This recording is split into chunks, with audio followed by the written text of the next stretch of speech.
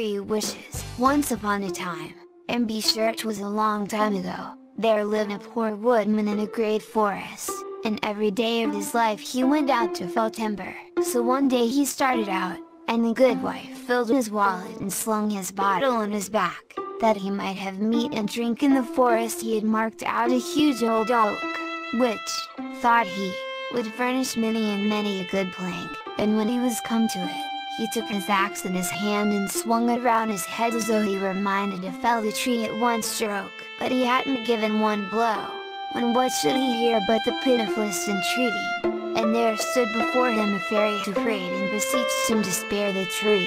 He was dazed, as you may fancy, with wonderment and affright, and he couldn't the 3 wishes. Once upon a time, and be sure it was a long time ago, there lived a poor woodman in a great forest, and every day of his life he went out to fell timber. So one day he started out, and the good wife filled his wallet and slung his bottle on his back, that he might have meat and drink. In the forest he had marked out a huge old oak, which, thought he, would furnish many and many a good plank, and when he was come to it, he took his axe in his hand and swung it round his head as though he were minded to fell the tree at one stroke, but he hadn't given one blow, and what should he hear but the pitifullest entreaty? And there stood before him a fairy who prayed and beseeched him to spare the tree. He was dazed, as you may fancy, with wonderment and affright, and he couldn't open his mouth to utter a word, but he found his tongue at last, and, well, said he, I'll e'en do as thou wishest. You've done better for yourself than you know, answered the fairy, and to show I'm not ungrateful, I'll grant you your next 3 wishes, be they what they may. And there with the fairy was no more to be seen, and the woodman slung his wallet over his shoulder and his bottle at his side, and off he started home.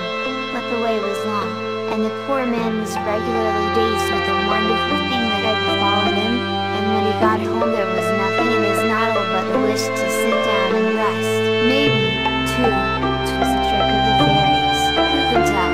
Anyhow down he sat by the blazing fire, and as he sat he waxed hungry, though it was a long way off supper time yet. Hasn't thou naught for supper, dame? Said he to his wife. Nay, not for a couple of hours yet, said she.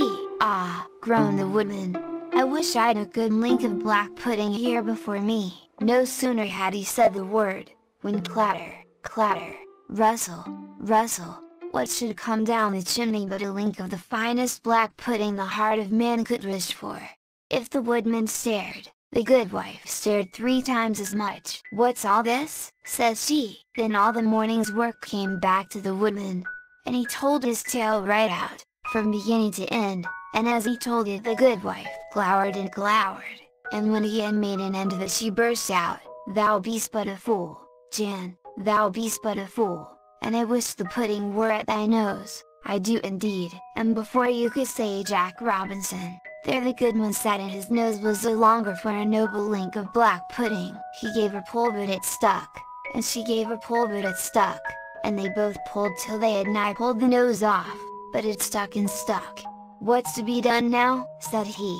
'Tisn't so very unsightly, said she, looking hard at him. Then the woodman saw that if he wished, he must need wish in a hurry, and wish he did, that the black pudding might come off his nose. Well, there it lay in a dish on the table, and if the goodman and good wife didn't ride in a golden coach, or dress in silk and satin, why they had at least as fine a black pudding for their supper as the heart of man could desire.